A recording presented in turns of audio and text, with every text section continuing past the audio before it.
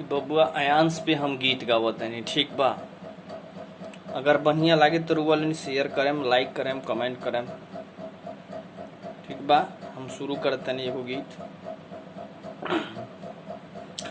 बबुआ अयांश के जानवा बचाई जी, बबुआ अयांश के जानवा बचाई जी। 16 करोड़ के बा एक गो दवाई जी, 16 करोड़ के बा एक गो दवाई जी। 100 200 400 जितना होखे मारा जी, बबुआ के जान ला हम करिले जी।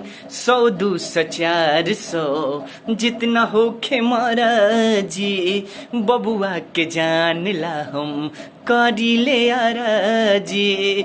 अपना बिहार के लाजवा बचाई जी, रौरा के ही खातिर हम तो गोहराई जी। 16 करोड़ की बा एक गो दवाई जी, 16 करोड़ की बा एक गो दवाई जी। यादो जितेंद्र अर्जी करेले विकास हो, बापू मतारी घरवा रहता उदास हो। यादो जितेंद्र अर्जी करेले विकास हो, बापू मतारी घरवा रहता उदास हो।